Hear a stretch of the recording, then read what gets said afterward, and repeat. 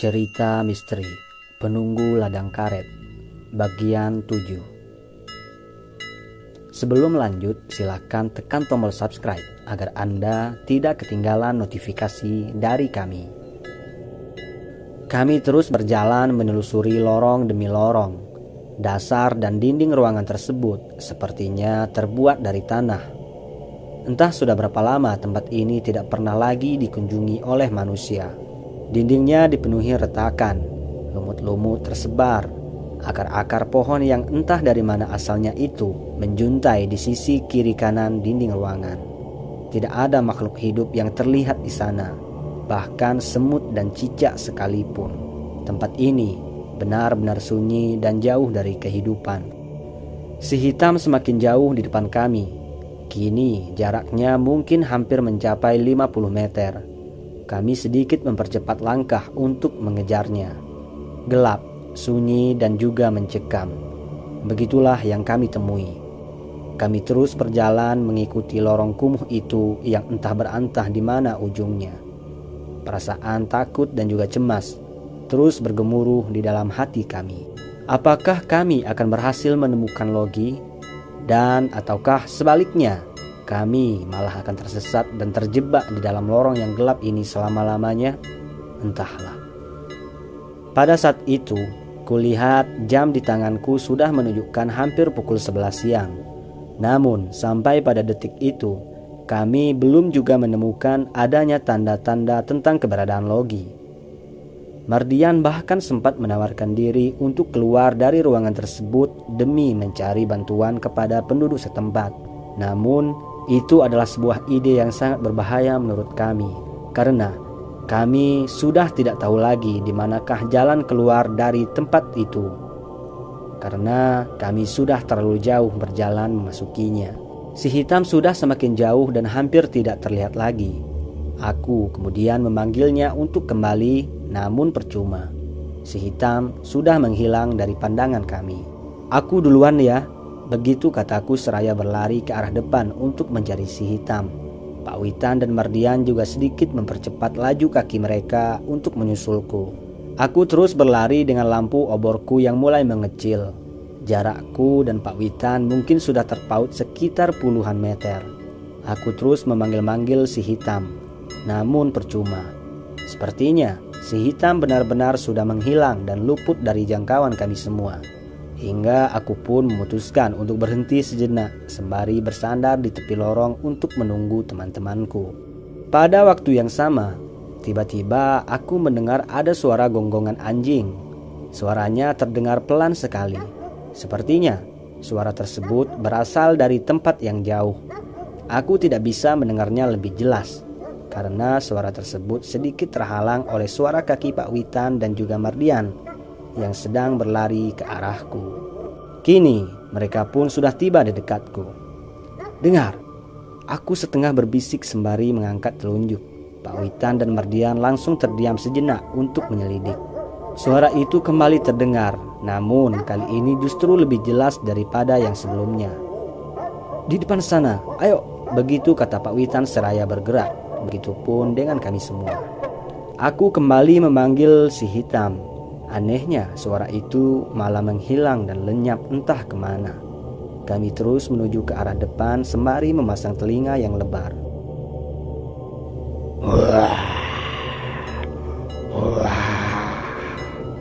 Mendadak suara itu mengejutkan kami semua. Terdengar nyaring dan juga menakutkan. Kami semua mulai panik dan juga cemas. Nyali kami benar-benar terpukul hebat. "Tetap waspada," Pak Witan mengingatkan kami, membuat situasi menjadi semakin menegangkan saja. Mardian mengangguk sembari menarik nafas memberanikan diri. "Keluarkan golokmu, Rey," begitu kata Mardian mengingatkanku, dan aku pun langsung mengeluarkannya. Kami terus berjalan dengan pelan, sembari juga berhati-hati agar tidak mengeluarkan suara. Hening, senyap. Tidak ada yang terdengar selain daripada suara jantungku yang berdetak. Aku belum pernah setegang ini seumur hidupku. Suara itu tiba-tiba muncul dari arah belakangku.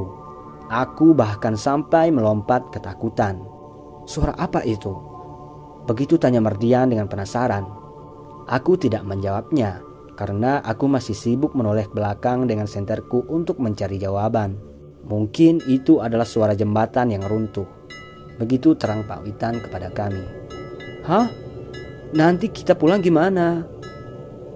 Mardian mulai gelisah. Kita akan cari jalan lain. Begitu jawab Pak Witan, seolah tidak peduli dengan kejadian tersebut.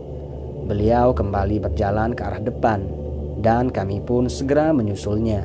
Mardian masih juga tampak gelisah dan juga khawatir mengenai kejadian yang baru saja terjadi, karena jembatan yang tadinya kami lewati itu kini sudah runtuh. Namun aku terus berusaha untuk menenangkannya. Kami melanjutkan perjalanan. Pada waktu itu mendadak ada suara si hitam yang menggonggong dari arah depan. Suara itu terdengar pelan sekali. Kami terus mengikutinya penuh dengan selidik. Kami mempercepat langkah agar tidak lagi kehilangan jejak. Sekitar puluhan meter berlari, tiba-tiba kami mendapati ternyata suara itu malah terdengar di samping kanan kami. Akan tetapi, anehnya, tidak ada apapun yang ada di sebelah kanan kami melainkan hanyalah dinding lorong yang terbuat dari tanah kerang. Suara anjing kakekku masih terdengar nyaring sekali. Pak Witan menyuruh kami untuk mencari celah-celah yang berlubang di dinding tersebut. Anjing kakekku mungkin saja berada di balik tembok itu. Begitu pungkas Pak Witan. Mulailah kami semua memeriksanya dengan senter. Mardian menemukan sesuatu. Kami pun segera mendekat untuk menyelidik. Dan benar, ternyata ada sebuah pintu rahasia yang sebesar 2 kali pintu ayam yang masih tertutup oleh penyumbatnya yang terbuat dari batu. Kami harus menyingkirkan batu tersebut agar bisa masuk ke dalam ruangan yang ada di balik dinding itu. Si hitam masih juga menggonggong di dalam. Sepertinya ia mengetahui bahwa kami sudah berada di balik dinding tersebut. Mardian dengan perlahan-lahan mulai memasukkan jarinya ke dalam celah pintu batu tersebut dan kemudian mulai menariknya dengan sekuat tenaga. Batu itu cukup besar dan berat. Tidak lama kemudian akhirnya Mardian pun berhasil menyingkirkan batu tersebut. Pada saat itu juga suara si hitam semakin terdengar jelas di telinga kami sewaktu batu itu disingkirkan. Aku kemudian segera masuk ke dalam pintu tersebut dengan bertiarap dan juga merangkak. Setelah itu disusul lagi oleh 2 orang temanku. Setibanya aku di dalam ruangan tersebut, yang pertama kali ku cari adalah si hitam. Aku berdiri dengan senterku, lalu menerawang ke segala arah. Si hitam masih menggonggong, namun aku belum juga bisa menemukan di manakah keberadaannya tersebut. Ternyata pintu kecil itu berada di tengah-tengah persimpangan lorong. 1 lorong mengarah ke depan dan 2 lorong lain berada di arah samping kiri dan kananku. Ada 3 lorong yang berada di depanku. Kini Pak Witan dan Mardian juga sudah berhasil masuk. Kami bertiga masih bingung menatap lorong-lorong yang membentang di depan kami. Tak lama kemudian si hitam kembali menyala dan suaranya itu terdengar dari arah lorong kanan. Tanpa aba-aba lagi, kami semua serentak berjalan menuju ke arah yang sama. Sekitar 20 meter berjalan menyusuri lorong tersebut yang sedikit melengkung ke kiri, terdapat sebuah ruangan penjara yang terbuat dari besi. Dan di dalam penjara itulah si hitam berada. Melihat kehadiran kami, si hitam tampak lega sekali. Tidak ada lagi suara gonggongannya yang keras seperti tadi. Ia kini sudah tampak begitu tenang sekali. Pintu itu terkunci, akan tetapi kuncinya bisa dibuka dengan cara ditarik. Itulah yang aku lakukan, menarik kunci tersebut, lalu membuka pintu penjara dan si hitam pun langsung berlari keluar. Aneh, tidak mungkin anjing itu bisa masuk sendiri ke dalam ruangan ini. Pasti ada orang lain yang sengaja mengurungnya. Pak Witan berbicara dengan nada yang penuh curiga. Sepertinya ada yang tidak beres di tempat ini. Begitu kata beliau lagi. Kami pun segera berjalan untuk mencari Logi dan sekaligus juga mencari jalan keluar. Beberapa menit telah berlalu. Tiba-tiba muncul bayangan hitam yang begitu cepat melompat dari atas sebelah kiri menyerang Pak Witan. Beruntung saja Pak Witan berhasil menyingkir. Makhluk itu kembali menyerang beliau dengan suara yang menggerang seperti orang yang kerasukan. Aku langsung melompat dengan golokku. Si hitam juga tak mau tinggal diam. Namun tiba-tiba Mardian malah berteriak keras dari belakang menahan kami. "Jangan Ray, itu Logi." Sontak aku langsung berhenti dan mematung. Iya, ternyata benar, itu adalah Logi teman kami. Akan tetapi apakah gerangan yang sedang terjadi? Aku menjadi bingung karena melihat tingkah dan sikapnya yang begitu aneh. Ada apa dengan wajahnya itu? Merah berlumur darah, seakan dia sengaja melumurkan darah ke wajahnya. Pak Witan kembali ke belakang. Mardian langsung maju ke depan untuk menyadarkan temannya itu yang sudah macam orang gila yang kehilangan akal sehatnya. "Logi, Logi, ini aku, Mardian. Logi, Logi." Mardian meninggikan nada suaranya, namun Logi tidak menjawab. Dia masih berdiri menatap Mardian dengan raut buas. Seakan-akan Mardian itu sudah macam orang yang paling dia benci. Logi malah menyerang Mardian dengan tinjunya. Pukulan itu tepat mengenai wajah Mardian hingga dia pun langsung jatuh ke tanah. Melihat kejadian tersebut, aku langsung melompat ke depan dan kemudian melayangkan pukulan pertamaku ke wajah Logi. Aku berhasil mengenainya, namun anehnya pukulanku itu seakan tidak berarti apa-apa bagi dirinya. Dia kembali membalas seranganku itu dengan tinjunya, namun aku berhasil menghindari serangan tersebut. Aku langsung membalasnya dengan tendangan dan itu tepat mengenai perutnya. Lalu si hitam pun datang menyerang kaki Logi dan dia pun mengerang keras seperti orang yang kerasukan setan. Saat itulah aku langsung melompat dan kemudian mengunci kedua tangannya di bagian belakang. "Cepat, ikat tangannya ini Pak," aku berteriak memanggil.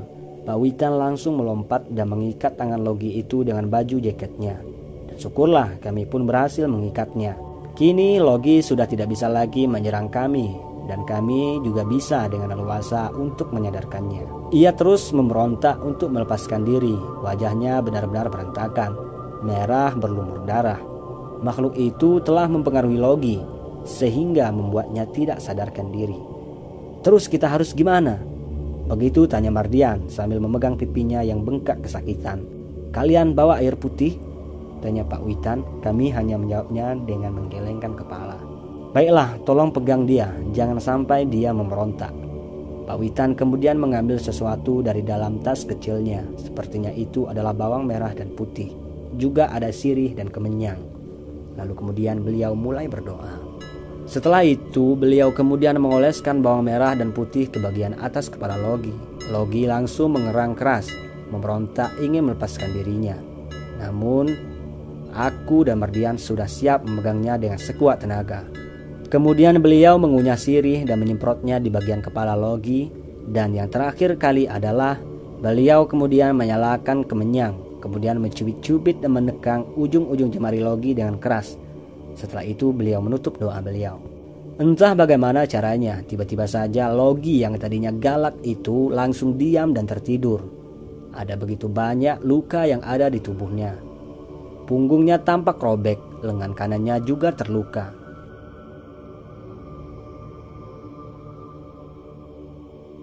Mardian bahkan sampai melepaskan jaket untuk membalut luka-luka tersebut. Jam sudah menunjukkan pukul 1 siang. Kami sudah begitu jauh menyusuri lorong demi lorong, tangga demi tangga. Namun kami belum juga menemukan jalan keluar dari bangunan tersebut. Stamina kami benar-benar sudah terkuras karena kami harus bergantian untuk memikul Logi yang tidak juga kunjung sadarkan diri.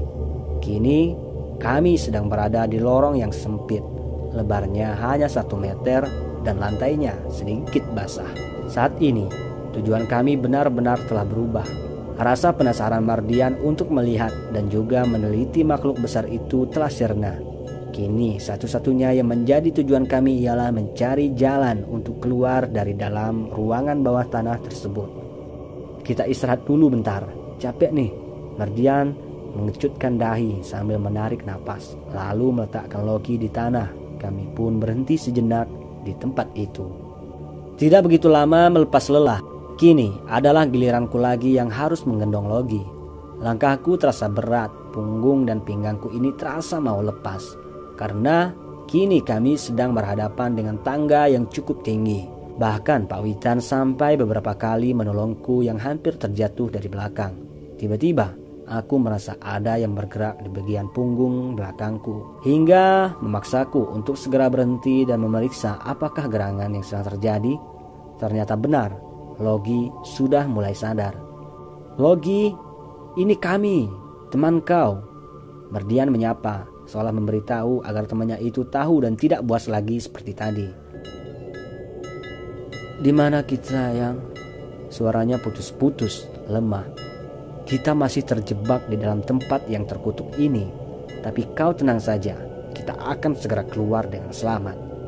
Mardian berusaha untuk menenangkan temannya itu. Logi kembali terdiam, sembari memeriksa tubuhnya. "Kemana perginya makhluk itu?" Logi menanyai kami. "Entahlah, sampai sekarang kami tidak melihatnya semenjak menghilang bersama kau."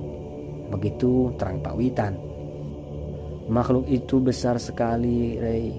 Persis sekali seperti yang kau ceritakan.